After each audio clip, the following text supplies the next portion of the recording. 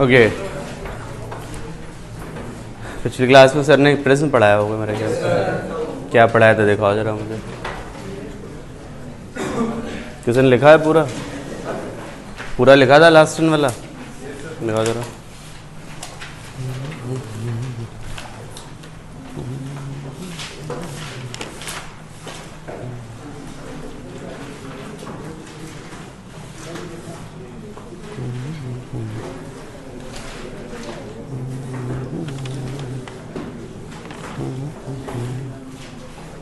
चलो तो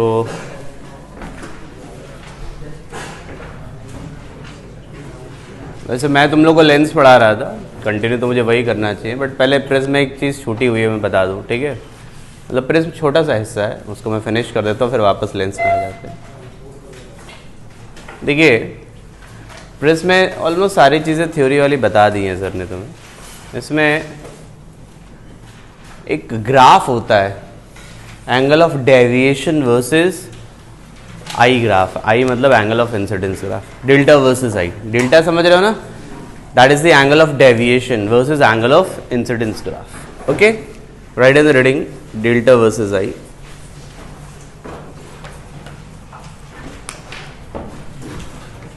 delta versus I graph.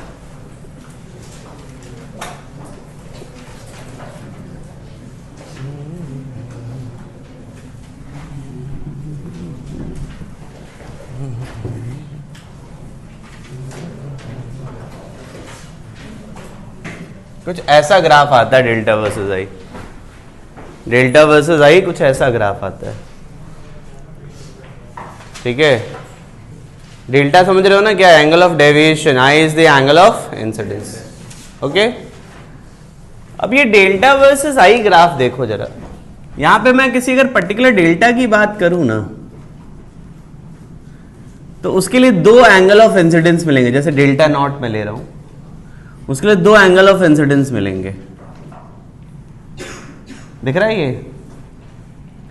इसमें अगर एक आई होगा ना तो दूसरा ई होगा। ई याद है क्या था? Angle of emergence. एग्जैक्टली, जैसे ये गया, ये अगर आई है तो ये ई होगा। मेरी बात समझ रहे हो बच्चे? मतलब सेम डेल्टा प्रोड्यूस होगा चाहे तुम आई से इंसिडेंट करो या ई से। ये चीज़ याद रखनी है, ग्राफ के बेसिस पे ही मैं कह रहा हूँ। व्हाट डू यू से? अरे श्योर, बात समझ आती है यहाँ से आप सभी लोगों को? एक डेल्टा, एक आई है तो दूसरा क्या है? ई। इसमें बस एक ऐसा एंगल है जिसके लिए आई और ई भी बराबर होंगे। दिखता है ये वाला हिस्सा? और ये जानते हो क्या है? Delta minimum, angle of minimum deviation. Angle of minimum deviation, ये डेल्टा मिनिमम है, angle of minimum deviation. Is it clear बच्चे? अब एंगल ऑफ मिनिमम डेविएशन की हम बात कर रहे हैं, डिस्कशन कर रहे हैं। तो ये जो डेल्टा मिन है ना, यहां पर तुम देखो टच करके जा रहा है, दो एंगल तो नहीं आएंगे। तो हम यहां पे कहते हैं कि डेल्टा मिन के लिए, मिनिमम एंगल ऑफ डेविएशन के लिए आई और ई क्या हो जाएंगे? बराबर। अरे बोला ना, दो जगह दो एंगल पे ये सेम डेल्टा देता है, एक आई होता है तो दूसरा क्या होता है? ई। तो मिनिमम में तो टच करके चला गया, टच कर गया तो एक ही रूट होगा ना, एक ही सोल्यूशन होगा। तो उस केस में हम कह दे रहे आई और ई क्या होंगे? बराबर होंगे। याद आता है आप सभी लोग? और अगर मैं यहाँ पे स्नेल्स लॉ लगाऊं ना, यहाँ पे ये 1 है, ये म्यू है, तो क्या लिखोगे? 1 sine I is equal to mu sine, बच्चे ये R1 है, ये क्या है? R2 sign R1। और यहां पे भी मैं लगाऊं जरा, ये क्या लिखूंगा मैं? 1 साइन ई म्यू साइन R2। जरा इन दोनों से कंपैरिजन करोगे तो तुम पता है ना I और E बराबर है, तो क्या मैं यहां से ये भी कह सकता हूं कि R1 बराबर क्या हो जाएगा? R2। तो मिनिमम एंगल ऑफ डेविएशन के केस में I और E बराबर होते हैं और R1 R2 भी क्या होते हैं? बराबर होते हैं। ठीक है, तुम लोगों ने दो मैथमेटिकल रिजल्ट प्रूफ किए होंगे क्लास पे, आई होप किए हो। एक तो तुमने पढ़ा होगा, ये पढ़ा था? पढ़ा था? तो एंगल ऑफ मिनिमम डेविएशन के केस में जानते हो, ये जो R1 R2 है ना, इसकी वैल्यू a/2 के बराबर आएगी। क्यों a बाई टू के बराबर आती है, समझ आ रहा है? अरे सॉरी, मैंने i और e r1 प्लस r2 बताया होगा, आई बेग योर पार्डन बेटा, सबने यस सर भी बोल दिया। r1 plus r2 is equal to a होता है, ठीक है, r1 plus r2 is equal to a होता है। समझ आई बात बच्चों? तो ये r की वैल्यू क्या हो जाएगी, a बाई टू। और एक बात और भी होती है, डेल्टा मिनिमम क्या, सॉरी डेल्टा क्या होता है, i plus e minus a, क्योंकि r1 प्लस r2 a हो जाता है, यही था। तो i प्लस e, तो मैं इसको 2i लिख दूं क्या, क्यों 2i माइनस a लिख सकता हूं, व्हाट डू यू से? पहले इतना नोट करो, फिर थोड़ी बहुत बातें और लिखता हूं मैं।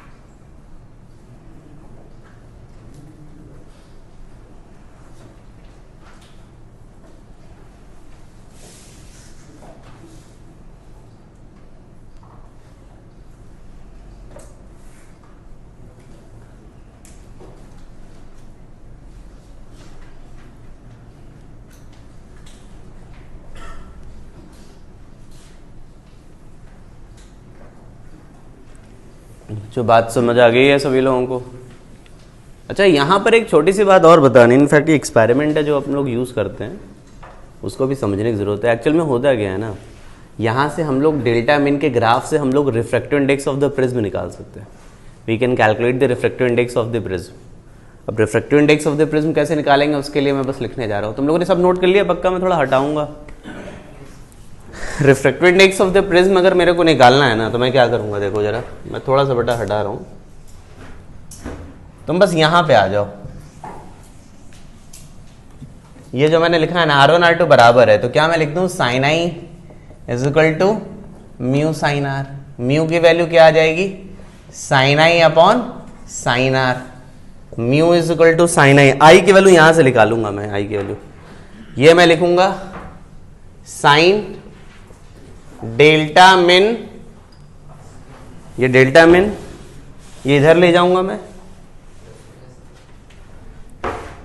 प्लस ए अपॉन 2 लिख सकता हूं मैं यहां से। और आर की वैल्यू क्या लिखी थी अभी बताओ जरा, अरे लिखा था ये। तो अगर आपको एंगल ऑफ डेविएशन की मिनिमम वैल्यू पता है तो आप म्यू निकाल सकते हो। और एक स्टैंडर्ड फॉर्मूला है, डायरेक्टली क्वेश्चन पूछ लिया जाता है। आपको फॉर्मूला रटा हुआ होना चाहिए, शुड लर्न दिस वन। पढ़ा था कभी ये फॉर्मूला? याद रखना, सर ने बता दिया था क्या ये फॉर्मूला? याद रखना ये चीज़, ठीक है? क्योंकि काम का फॉर्मूला है स्ट्रेट फॉरवर्ड, लेकिन अपने को पता होना चाहिए। इट्स नोट इट डाउन बच्चे।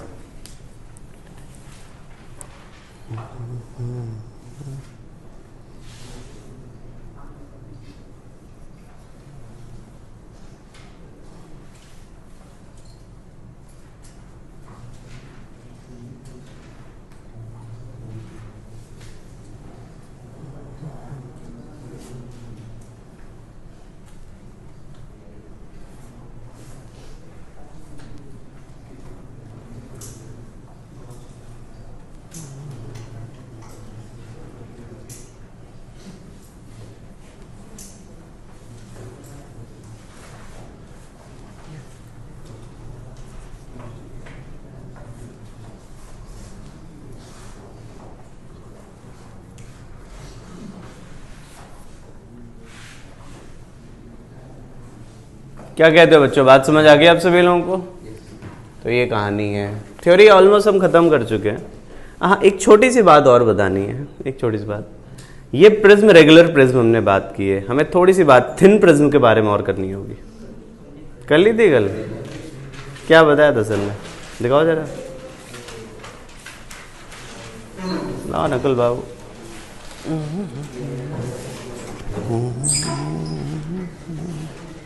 अच्छा, सर ने पहले ही बता दिया थिन प्रिज्म तुम लोगों को। चलो बढ़िया है। तो क्वेश्चन वेश्चन किए थे, कुछ किए कि नहीं किए थे? कितने, कौन कौन से किए थे? हैं? नेट डेविएशन पे जरा शीट दो जरा। थिन प्रिज्म कर लिया है ना, तो ठीक है। क्रिकेटर अच्छे हो तुम, डायरेक्ट हिट मार पाते हो नहीं मार पाते हो? क्या है तुम? हाँ, अरे आ रहे हैं यार, क्या परेशान है तुम? क्यों परेशान हो तुम?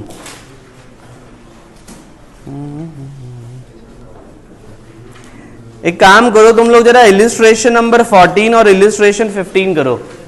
क्लास में हुआ है क्या इनमें से, ये बताओ। इलिस्ट्रेशन ऑफ 14 और 15 हुआ है? हाँ या ना? बस एक चीज का ध्यान रखना, इसमें थोड़े एंगल थोड़े अजीब से आते हैं, तो आप लोग बस एक काम करना, जैसे इसमें एक sine e is equal to 1.4 इतना कुछ आ रहा है, तो वहां से वो वैल्यू देख लेना बस, और कुछ नहीं, ठीक है? सॉल्यूशन में बस वो वैल्यू देख सकते हो, बाकी पूरा सॉल्यूशन मत देखना भाई। वैल्यू थोड़ी अजीब आएगी ना, वो बस देख लेना, क्योंकि उसमें दिया हुआ है। मैं क्या कह रहा हूं समझ आ रहा है? पक्का? क्योंकि वैल्यूज थोड़ी सी शीट में बहुत अच्छी नहीं दी गई हैं, तो अपने को कोई दिक्कत नहीं है, बस वो वैल्यू देख लेना। चलो, पहले इलिस्ट्रेशन 14, फिर इलिस्ट्रेशन 15।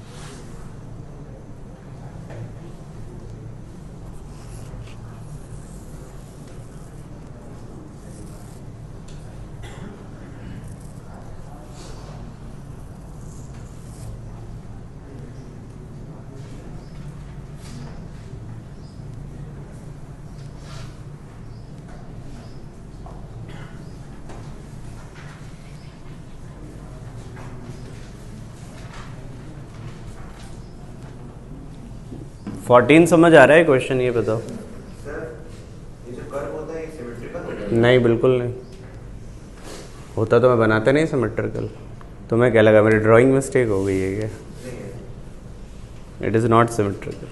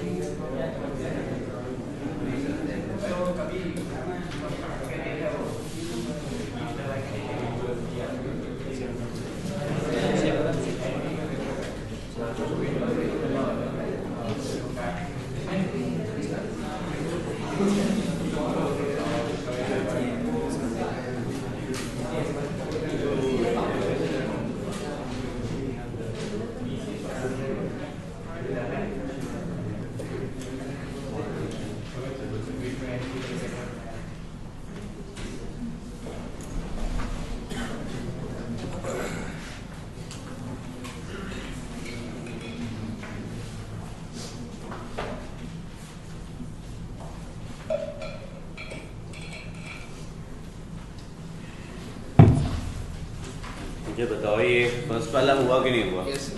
फर्स्ट वाला मतलब कौन सा? 14 पूछना है किसी को? 14 उसकी जरूरत पड़ी थी वो देखने की कि नहीं देखने की? कैलकुलेटर से कर लिया? अब वो कैलकुलेटर है तो वो तुम निकाल सकते हो ना एंगल को। मुझे बताओ 14 सभी ने कर लिया इलस्ट्रेशन? अरे श्योर करो जरा। 15 करो, 15 थोड़ा अच्छा लग रहा है। इलस्ट्रेशन 15 करो जरा। 15 किसी ने अभी निकाला कि नहीं निकाला? कर लिया? करो अभी करो। जिससे नहीं आ रहा मुझसे पूछना। Try to solve this one.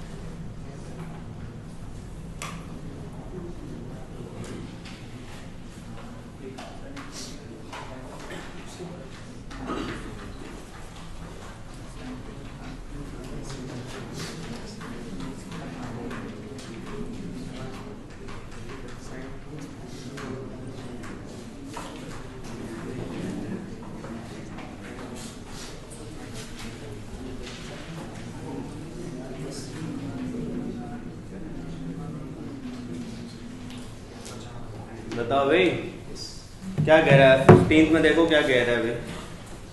कहता है कि cross section of the prism is a triangle of refracting angle. Refracting angle समझते हो? एंगल ऑफ प्रिज्म को रिफ्रैक्टिंग एंगल भी कहते हैं। एंगल ऑफ प्रिज्म बड़ा इंपॉर्टेंट हिस्सा होता है प्रिज्म में, और रिफ्रैक्टिंग एंगल भी उसी को कहते हैं। तो देखिए, अरे कहाँ चला गया भाई, पेज नंबर बताओ जरा।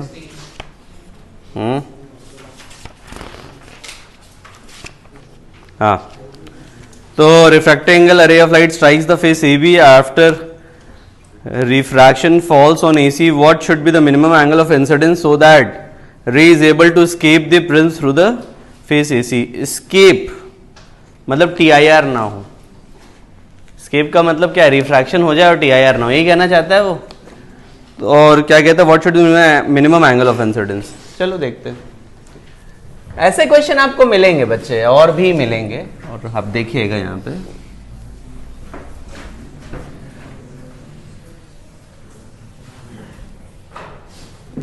यहां अगर मैं बात करूं, ये लाइट रे ऐसे गया और पूछा गया इसने A50 है, ये यहां गया और ये जस्ट बाहर चला जाए, मतलब इस तरीके से बाहर जाएगा, ये समझ रहे हो ना? Are you getting this thing? मतलब यहां पे ये क्या होगा, क्रिटिकल एंगल के बराबर होगा ये। Are you sure? तो मैं इसको R2 कह दूं और ये क्या हो गया R1। नहीं, मेरी बात समझ आ रही है? या तुम ऐसे भी कर सकते हो, इसको तुम R2 ही रखो, इसको तुम R2 ही रखो। बस मैं ये कहूँगा कि जो R2 है ना, अपने को TIR नहीं कराना है ना, तो R2 क्या होना चाहिए, जस्ट छोटा होना चाहिए किससे? नहीं, मेरी बात समझ आ रही है? या जस्ट, क्योंकि हमें वो चाहिए ना, क्या कहते हैं, लिमिटिंग केस चाहिए, तो R2 की वैल्यू जस्ट क्या होनी चाहिए, थीटा सी के बराबर होनी चाहिए। अरे कटिंग दिस थिंग, क्या करें बताओ जरा। यहां से ये आई तो एक तो तुम लिख दोगे R2 इज इक्वल टू कितना दिया है, 50 डिग्री। यहां पे sine I is equal to mu sine R1 और म्यू साइन R2, क्योंकि मैं क्रिटिकल एंगल कह रहा हूं इसको, तो ये क्या होना चाहिए बताओ जरा, साइन 90। हाँ या ना भाई? और बताओ जरा, म्यू पूछा what should be the minimum angle of incidence, mu 1.5 दिया है, तो निकालो अब यहां से बचता क्या है, साइन R2 कितना हो जाएगा 2/3। यहां से तुम्हें वो वैल्यू की जरूरत पड़ेगी, कितनी आती है 41 पॉइंट क्या दिया है अभी बताओ, 41 पॉइंट डिग्रीज में। तो ये आ गया तुम्हारा R2, तो R1 आ जाएगा, R1 आ जाएगा तो इसमें वैल्यू रख देना, आई आ जाएगा। और मिनिमम वैल्यू होगा क्योंकि मैंने क्रिटिकल एंगल पे ले लिया है उसको। Are you sure?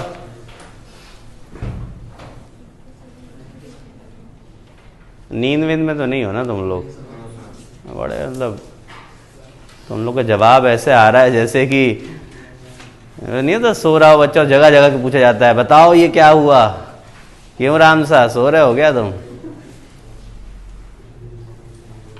बताओ भाई, बताते रहो, नहीं तो तुम लोग ऐसे से ढीले पड़े रहोगे तो हमें नींद आ जाएगी। नकुल तुमने निकाल लिया? क्या हो गया नकुल, आजकल तुम बिल्कुल खतरनाक खेल रहे हो।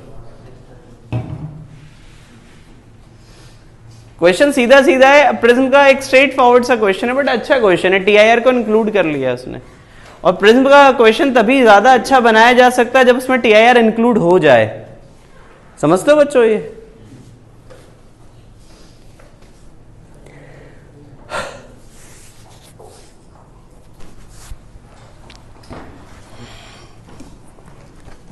अगला सवाल, ये इतना ही रहने दो, अब पहले होमवर्क डिस्कशन करते हैं, फिर वापस प्रिज्म का क्वेश्चन मैं दूंगा। अब मुझे ये बताओ, सर ने कल होमवर्क दिया था? मैंने दिया था उससे पहले ना, वो डिस्कस हुआ था कि नहीं हुआ था? चलो तो आ जाओ जरा। मैंने किसे लेंस से दिए थे? अरे लेंस से ही दिए होंगे, बताओ जरा किस पेज पे दिए थे, पेज नंबर बताओ। हाँ 34। चलो पूछना शुरू करो। कोई सवाल है इन चैप्टर एक्सरसाइज डी में जो दिया था और पूछना है? किसी को पूछना हो तो पूछ लो भाई। अभिषेक करके आए हो तुम? सौम्य करने लगे अब? हाँ बोल लो। पीछे से क्वेश्चन दिए थे कि एग्जाम्पल्स दिए थे? एग्जाम्पल दिया था, कौन सा दिया था? 3 दिया था। ये किया है कि नहीं किया एग्जाम्पल 3? किसको डाउट है? बताने लायक है नहीं बेटा, ये सही बता रहा हूं, ये क्वेश्चन बताने लायक है नहीं वैसे, क्योंकि इसके रिगार्डिंग कंसेप्ट मैंने पढ़ाया था एक बार। सुनो जरा, क्वेश्चन पढ़ो जरा, एग्जाम्पल 3 पढ़ लो। कई लोग तो पहली बार ही पढ़ रहे होंगे, पढ़ लो भाई, जो लोग पहली बार पढ़ रहे हैं पढ़ लो। रामदयाल कर लिया तुमने लग रहा, याद था कंसेप्ट वाला? सौरभ तुमने कर लिया था? क्या सवाल पूछा मैंने? तभी तो तुमसे पूछा हमने सवाल।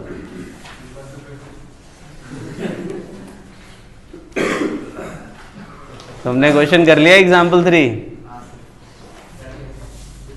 इसमें तुम देखो ना, एक लेंस है 30 सेंटीमीटर का फोकल लेंथ है और produces on a screen a sharp image of an object that is at a distance 40 centimeter from the lens. A plane parallel plate of thickness इतना is placed between the lens end and perpendicular to the इतना. At what distance should the screen be shifted for the image of the object to remain distinct? पहले तो ये बताओ, देखो जरा, तो अभी तुम ये बताओ बच्चे जिसने पूछा है, F दिया हुआ है और तुम्हें जानते हो क्या कहता है? Screen produces a sharp image of an object that is at a distance 40 centimetre from the lens. तुम ये बताओ, U दिया हुआ है, -40 कर दोगे? U दिया है, F दिया है, तुम V निकालो सबसे पहले। चलो निकालो, V निकालो। अभी कुछ नहीं करना है, कल सीधे सीधे लेंस फॉर्मूला लगाओ, V निकालो। लेंस फॉर्मूला लगाओ और V निकालो जरा।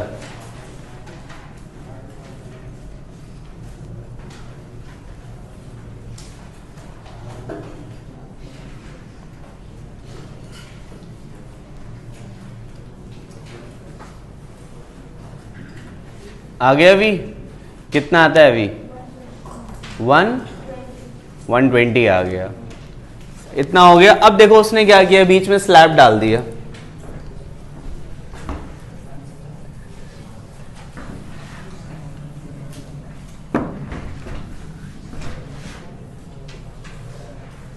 अब ये बीच में स्लैब डाल दिया। पहले ये कितना था? 40 सेंटीमीटर और इमेज कहीं यहां 120 पे बन रही थी, है ना? अब स्लैब डालने से क्या आएगा? रिफ्रैक्शन होगा और इसकी इमेज समवेयर की यहां बनेगी। याद आया कितने से शिफ्ट होता था?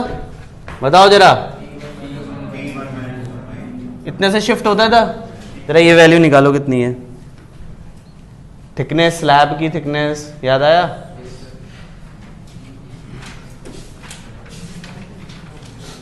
ऋषित तुमने कर लिया था ये क्वेश्चन? पता नहीं क्यों ऐसा लग रहा तुमने होमवर्क किया नहीं है क्या? कितना आता है ये? 4 आता है। तो बच्चे अगर ये 4 आता है तो ये इमेज इसके लिए ऑब्जेक्ट का काम करेगा? करेगा। तो ये डिस्टेंस कितनी हो गई? जरा फिर से लेंस फॉर्मूला लगाओ, इस बार u की वैल्यू -36 डाल देना। जरा निकालो।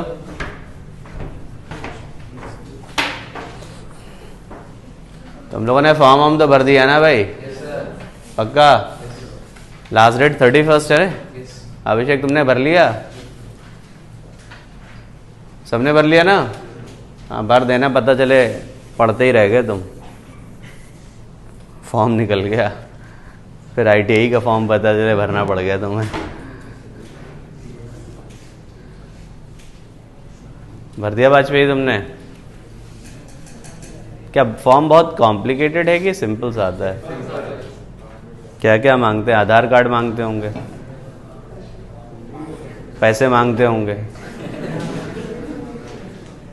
और क्या 10th की मार्कशीट भी मांगते क्या डेट ऑफ बर्थ के लिए, है ना? और क्या मांगते हैं? और नाम वाम मांगते होंगे, बस पता ठिकाना मांगते हो। पता ठिकाना तो मिल ही जाता होगा आधार में। और वो एक ईमेल एड्रेस ज़रूर मांगते होंगे। भैया ईमेल एड्रेस जो देना उसका पासवर्ड याद रखना, नहीं तो 2-4 मूर्ख लोग चले आते हैं, सर मैं पासवर्ड भूल गया अपना। तो अब क्या करें हम क्या करेंगे, तुम ही करोगे जो करोगे। तो थोड़ा याद रखना, पर ज़्यादा बेवकूफ़ी से मत रखना, ठीक है? 100 में याद रखना, लिख विख लेना। कोई उसमें प्रॉपर्टी नहीं लगी है कि तुम्हारा पासवर्ड हैक हो जाएगा तो कुछ इधर उधर हो जाएगा। ध्यान रखना इस चीज़ का, क्योंकि बहुत सारे बच्चे ये गलती करते हैं।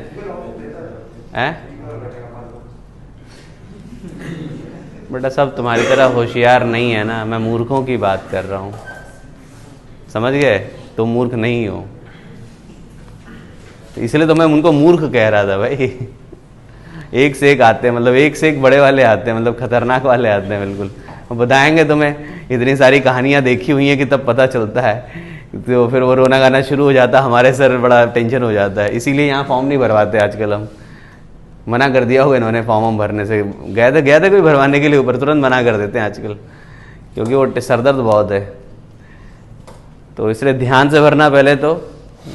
और ई मित्र वाले भी मना कर देते हैं, मैंने तो सुना आजकल। भरा था किसी ने? कोई भर देता है, लेकिन सरदर्द नहीं लेते वो लोग। ई मित्र वाले तो और भी हमारे राजा महाराजा हैं पूरे। उनके पास काम लेके जाओ, बड़े बड़े काम समझा देते हैं वो। मैं भी जाता हूँ ना, ऐसे समझा देता हूँ, यार ये बड़ा आदमी है बिल्कुल। छोटे मोटे काम को तो हाथ ही नहीं लगाते और सीधे मना कर देते, नहीं हम नहीं करते। खैर छोड़ो, तो फॉर्म ज़रूर भर देना, ध्यान रखना ये चीज़। तो किस किस के फॉर्म निकाला है? एक तो जेई का आया है, और बिट्स विट्स का आ गया। सुना बहुत महंगा है फॉर्म। अच्छा 2 अटेम्प्ट कर दिए ना इस बार तो।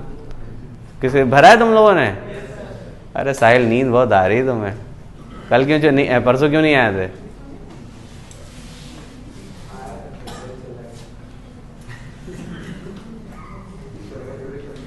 पहली क्लास तो मेरी थी कि दूसरी थी? मेरी लास्ट थी। अच्छा तुम चले गए थे क्या? थकान हो गई थी क्या पढ़ाई की थकान हो गई थी क्या? ऐसे मत जाओ बेटा, मतलब अच्छा क्लास ज़्यादा फिजिक्स की बोरिंग होती होगी। नहीं आती तो है ही, मतलब मुश्किल हो जाता है। अंतिम क्लास ज़्यादा मुश्किल हो जाता है। फिर तुम लोग 8-8 घंटे क्लास, 8 कहाँ, 10 घंटे क्लास कैसे पढ़ते फिर? लाइट को भी पसंद नहीं आया 10 घंटे की क्लास।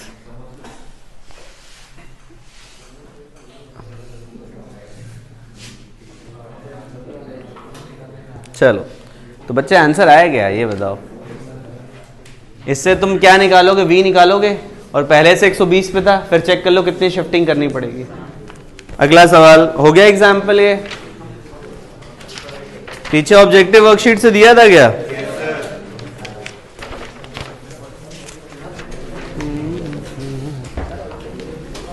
लाइट 2 से दिया होगा ना? पूछना शुरू करो। कौन सा?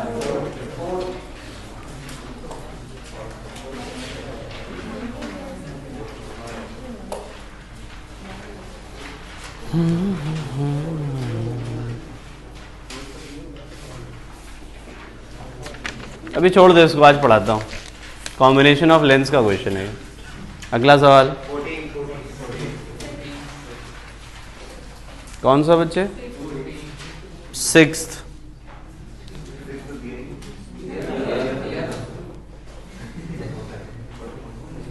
Optical axis of the thin equiconvex lens is the x-axis coordinate of the point object and their images are इतना और इतना.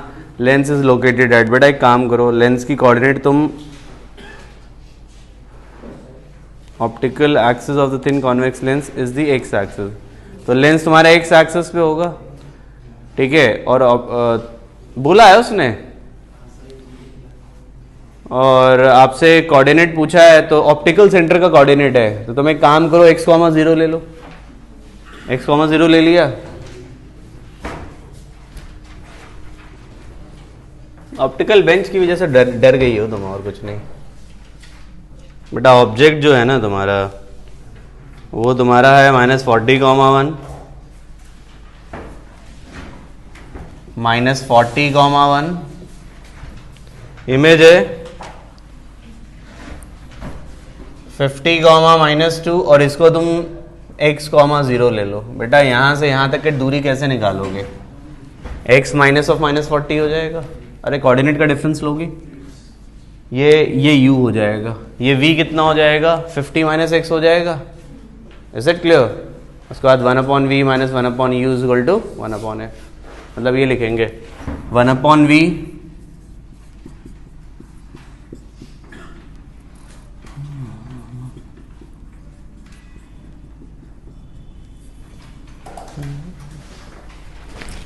फोर्टीन किसने पूछा था भाई? 14 से पहले कोई है? कौन सा? Hollow convex lens glass will behave like, कुछ नहीं करेगा भाई, हवा भरी तो क्या करेगा? मीडियम चाहिए ना उसको।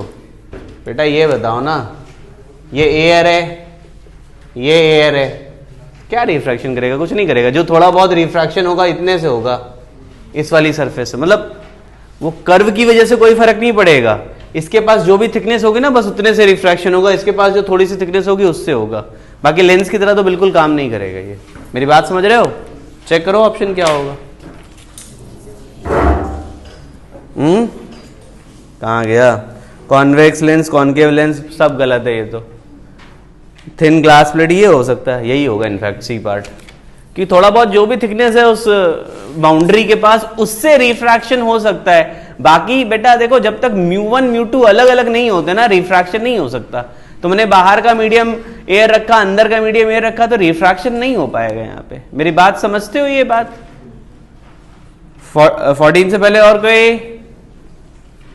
14 देखो, only one image is formed, the distance between two images, distance between the images, distance between, बेटा ए पार्ट ही आंसर होगा। आंसर क्या दिया है? ए पार्ट ही होगा, एक ही इमेज बनेगी। क्या दिक्कत है? सर कैसे इमेज फॉर्मेशन होगी? बाग फर्जी सवाल पूछ रहे हो। पता है तुम लोग को सवाल थोड़ा फैंसी करके दे दिया जाता है, डर जाते हो तुम लोग कि क्या हो गया। बच्चे तुम ये देखो ना, यहां पे उसने ब्लैक पेंट कर दिया, ब्लैक पेंट कर दिया, तो यहां से कुछ नहीं रिफ्रैक्शन होगा। ये भी सेम लेंस का हिस्सा, ये भी सेम लेंस का हिस्सा, फोकल लेंथ बदला क्या? पोजीशन आइडेंटिकली प्लेस्ड है, पोजीशन भी बिल्कुल एक जैसा है, ये भी दिख रहा है। तो इससे एक इमेज बनेगी, इससे एक इमेज बनेगी, लेकिन ये दोनों एक ही जगह बन जाएगी, अलग अलग नहीं बन पाएगी। मैं क्या कहना चाहता हूं, समझ आ रहा है? अगर मैं इसको काट करके थोड़ा और ऊपर कर देता तो दो इमेज बना देता मैं, लेकिन क्या फर्क पड़ रहा है? समझ आ रहा है? सब कुछ सेम है, ऑप्टिकल एक्सिस भी सेम है, तो इमेज ऊपर से भी बनेगी, नीचे भी बनेगी, लेकिन कॉन्साइड कर जाएगी, तो इफेक्टिवली एक ही इमेज बनेगी। और ब्लैक पेंट करने से इंटेंसिटी रिड्यूस हो जाएगी। समझ गए? अगला सवाल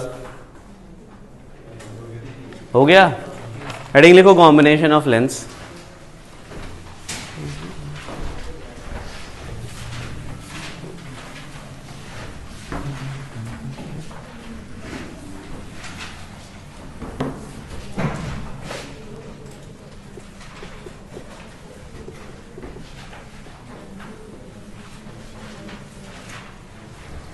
कॉम्बिनेशन ऑफ लेंस, देखो दो तरीके के कॉम्बिनेशन मिलेंगे। सबसे पहला है सीधे सीधे कांटेक्ट में हुई है ऐसे, एक लेंस ये है जिसका फोकस f1 है, एक दूसरा लेंस ये है जिसका फोकस f2 है।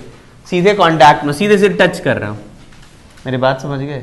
जब ऐसी सिचुएशन होती है ना, जब ऐसी सिचुएशन होती है तो होता क्या है कि हम कहते हैं कि जब ये इस तरीके से कंबाइन होते हैं तो इनको हम एक सिंगल लेंस की तरह ट्रीट करते हैं, जिसका फोकस होगा f, और ये f की वैल्यू हम लोग निकालेंगे 1/f1 प्लस अपॉन 1/f2।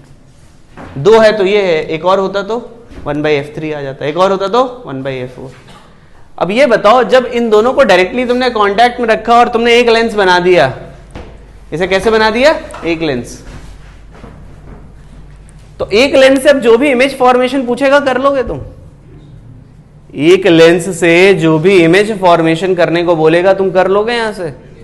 हाँ या ना? एग्जैक्टली हो जाएगा, एग्जैक्टली हो जाएगा। ठीक है बच्चों, एग्जैक्टली यहां पे ये हो जाएगा। व्हाट डू यू से? बात क्लियर हो गई? तो एक तो ये हिस्सा है, नोट करो पहले इतना, ये सबसे आसान पार्ट है बच्चे। वो जो अभी क्वेश्चन मैंने छोड़ने को बोला था ना, वो एग्जैक्टली इसी पे बेस्ड था।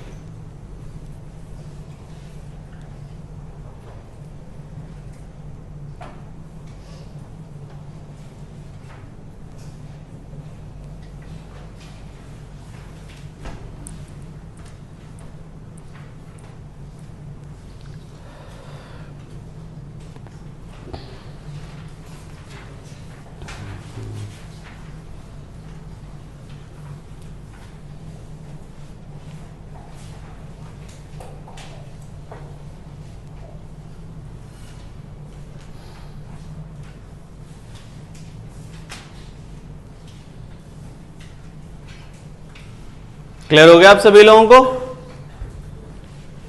दूसरी पॉसिबिलिटी ये होती है कि भाई एक लेंस यहां पर है, दूसरा लेंस उससे कुछ दूरी पर है, ऐसे इसका फोकस f1 और इसका focus f2, that is given to you बच्चों।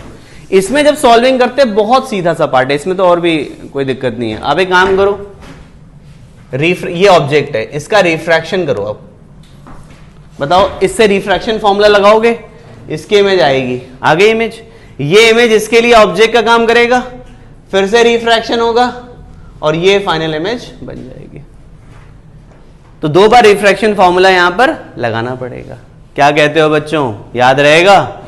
और जब भी टोटल मैग्निफिकेशन निकालने को बोले तो तुम सीधे सीधे मान लो इससे m1, जैसे इसमें आ रहा है, इसमें तो कोई दिक्कत नहीं है, तो एक लेंस है, मान लो ये है, ये m1 है और ये क्या है m2, तो नेट मैग्निफिकेशन जानते हो क्या होता है, m1 इंटू m2, ठीक है, अगर मैग्निफिकेशन निकालने को बोलता है। अब मुझे बताओ ये याद रहेगा? अरे श्योर? जो क्वेश्चन अभी छोड़ने को बोला था ये नोट कर लो, फिर उसको सॉल्व करो। कौन सा क्वेश्चन था वो? करो जरा अभी, पहले इसको लिख लो बेटा अच्छे से, फिर वाला क्वेश्चन करो।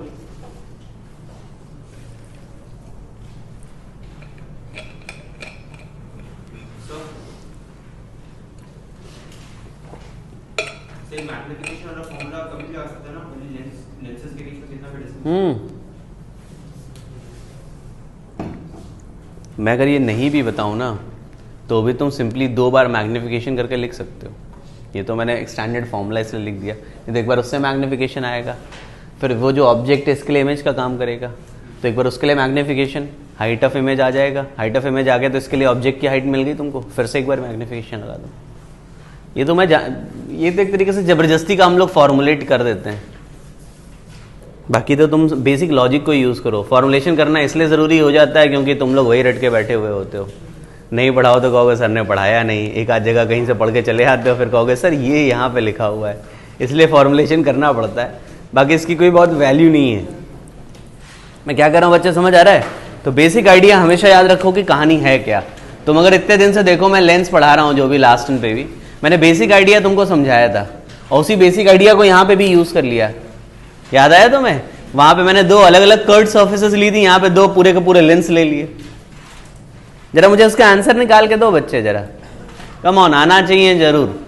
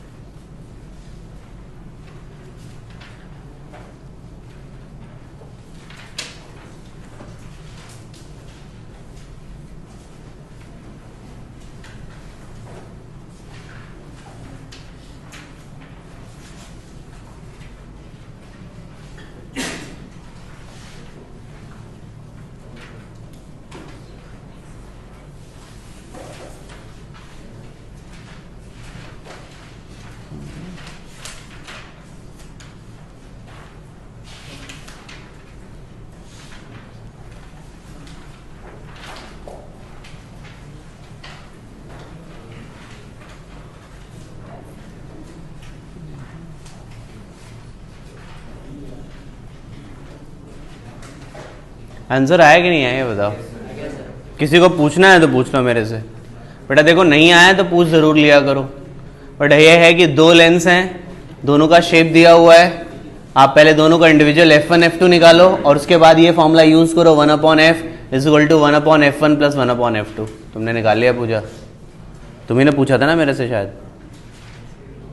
नकुल तुमने निकाल लिया? अबे सीधे बैठो तुम बात करने के लिए बिल्कुल एंगल हो गए तुम्हें। बेटा तुम लोगों ने पीछे निकाला कि नहीं निकाला? ये किसी को पूछना हो तो पूछ लेना मेरे से। गुनगुन तुमने निकाल लिया? समझ आ गया क्या करना था इसमें? दो क्वेश्चन मुझे लेने हैं कॉम्बिनेशन पे फिलहाल, तो दोनों अच्छे सवाल हैं, है स्ट्रेट फॉरवर्ड इसके ही सवाल हैं, बट ठीक है आपको सही से करना होगा, समझे?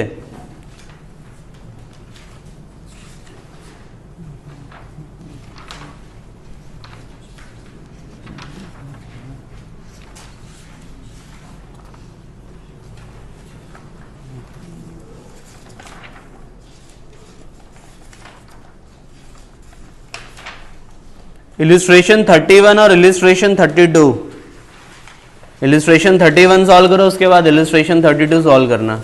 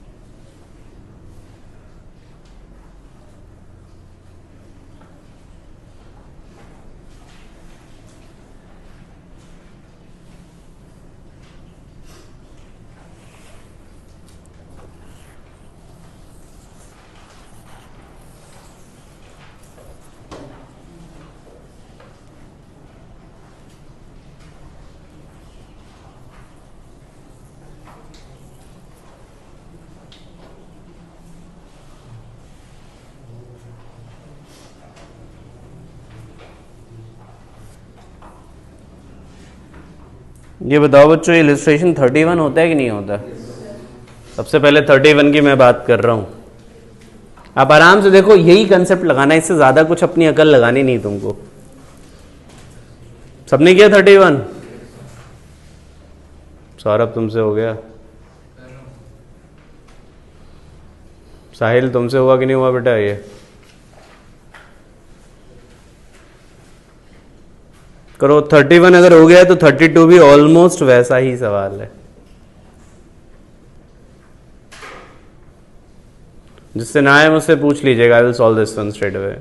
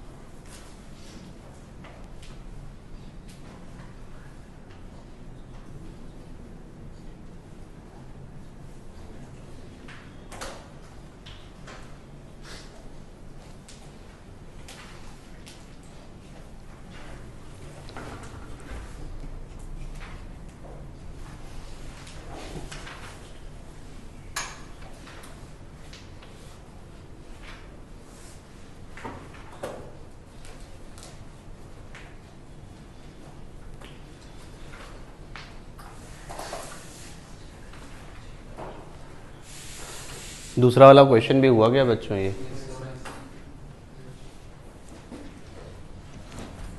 मतलब इन आइडिया से ये समझ आना चाहिए कि कॉम्बिनेशन को कैसे यूज़ करना है, बस यही मेरा सवाल था।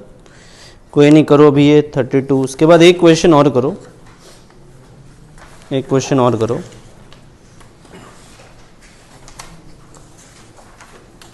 पेज 42 पे एग्जाम्पल 6 और करना है। पेज 42 पे एग्जाम्पल नंबर 6 और करना है। इसके बाद ये दोनों करने के बाद पेज 42 पे एग्जाम्पल 6 और करना, ठीक है? पूजा तुमने कर लिया दोनों वो क्वेश्चंस?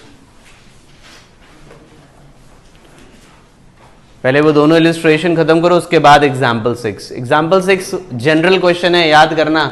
मैंने तुम लोग को एक जब प्रूफ किया था लेंस मेकर का, याद आया? बिल्कुल जनरल किया था, एग्जैक्टली उसी पे बेस्ड है। μ3/v माइनस μ1/u, याद आया कुछ? ये उस पे बेस्ड है। मैं पहले इसको बता दे रहा हूँ जैसे कि आसानी हो आपको सॉल्व करने में। कोशिश करो।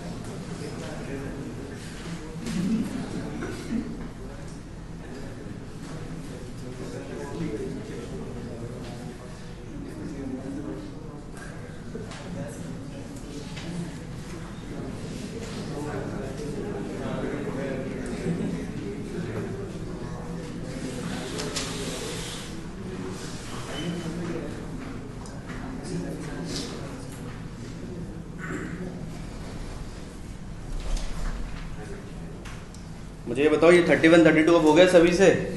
पहले ये बताओ 32 किसी को पूछना है तो पूछ सकता है। कर लिया था तुम लोगों ने ये? वो एग्जाम्पल किया किसी ने? एग्जाम्पल अच्छा है, मदद करूं क्या मैं थोड़े? अरे मदद में बस कुछ लिखूंगा नहीं, मैं बोल ही रहा हूँ और कुछ नहीं करने वाला। सॉम में क्या कहते हो? नहीं हुआ? तुमने हथियार बड़ी जल्दी डाल दिया।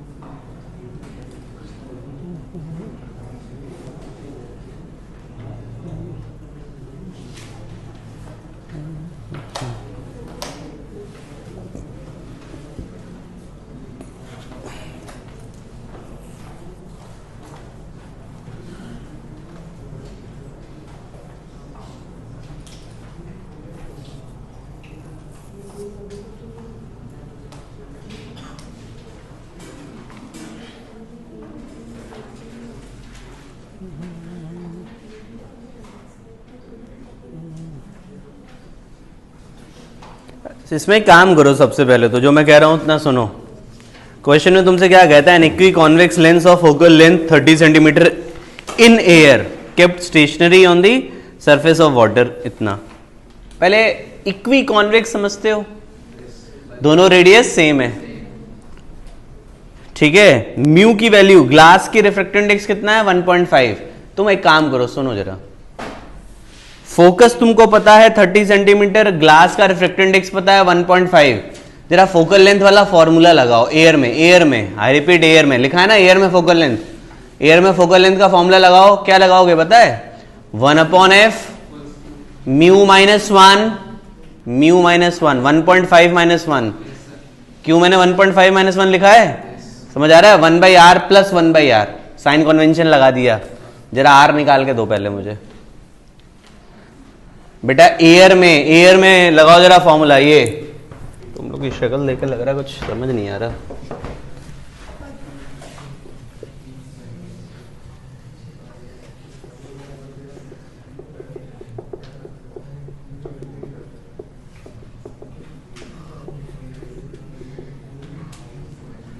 सबसे पहले ये लगाओ, R = F आएगा।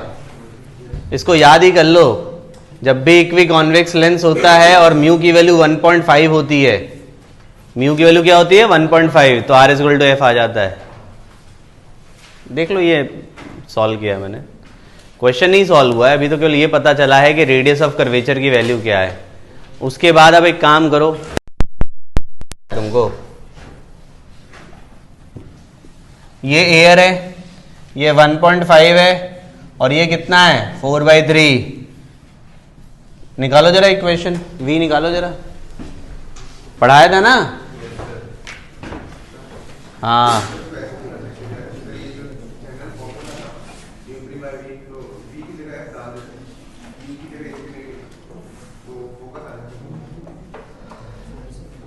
आर कहाँ से लाओगे?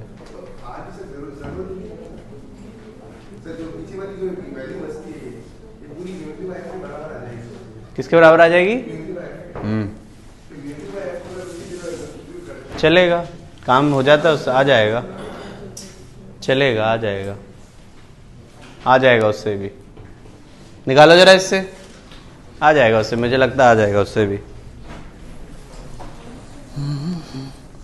इसमें तुमने आंसर निकाला है क्या? इसमें क्यों सॉम में आंसर निकाला गया?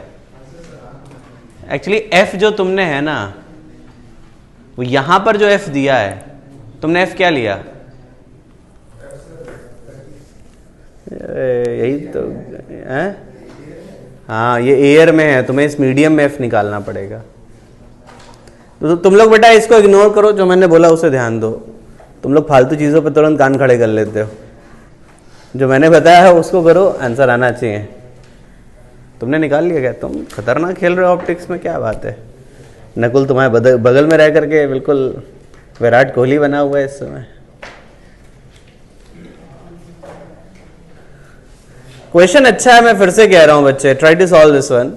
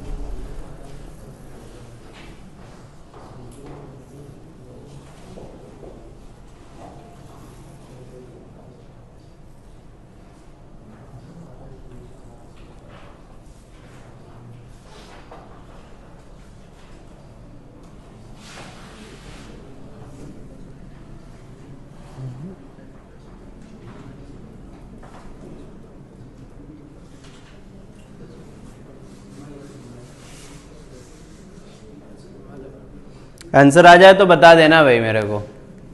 तुमने निकाला? किस किस का आंसर आया अभी तक? करो भाई, सब लिखा हुआ है। इक्वेशन भी बताऊं क्या मैं? μ3/v होता है, μ3 की वैल्यू लिखोगे 4/3, v निकालना है, माइनस μ1/u होता है, μ1 की वैल्यू होगी 1 और u की वैल्यू दी हुई है, कितनी है u की वैल्यू? -90 लिखना। और फिर क्या लिखते थे? μ2 minus μ1 upon r1 plus μ3 minus μ2/r2। Radius of curvature को विद साइन कन्वेंशन डालना। पहले वाली सरफेस के लिए रेडियस पॉजिटिव होगा, दूसरे वाली सरफेस के लिए रेडियस निकालो भाई, आंसर आ जाना चाहिए। हम लोगों ने बहुत टाइम लगा दिया।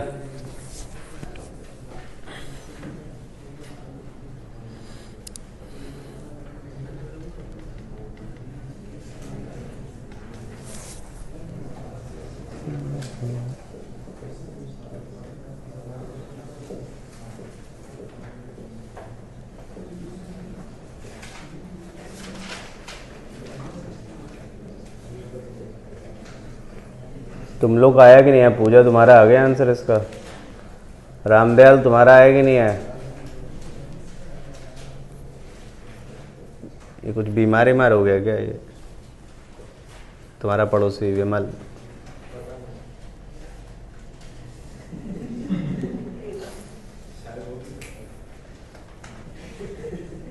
ऐसा तो नहीं सीधे घर ही चला जाए?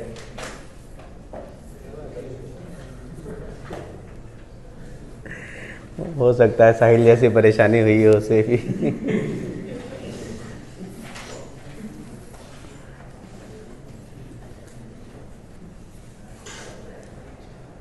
ये क्वेश्चन अच्छा क्वेश्चन है क्योंकि एक जनरल क्वेश्चन है, और जनरल क्वेश्चन आपको ये जैसे जेईई में काफी पूछे गए हैं,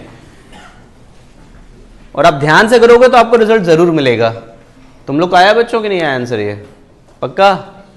आई होप ये क्वेश्चन क्लियर हो गया हो। लेंस का हिस्सा काफी हद तक हमने कर लिया है। इसमें अगला हिस्सा जो मुझे पढ़ाना है वो है कंसेप्ट ऑफ सिल्वर्ड लेंस।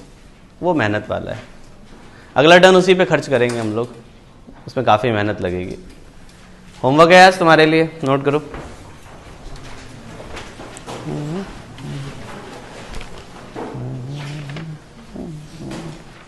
एक तो ये पहले ऑब्जेक्टिव वर्कशीट में आ जाओ। ऑब्जेक्टिव वर्कशीट में page number 43 question number 7, page 43 question number 7।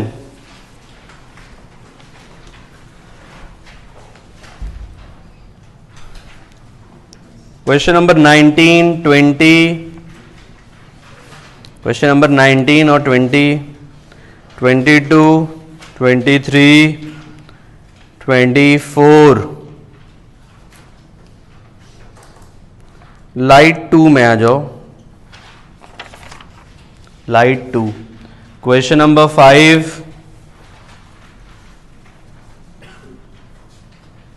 Question number 10। 11 दे दिया था क्या? क्वेश्चन नंबर 11, क्वेश्चन नंबर 12 अगर नहीं दिया था तो कोई नहीं। Question number 15,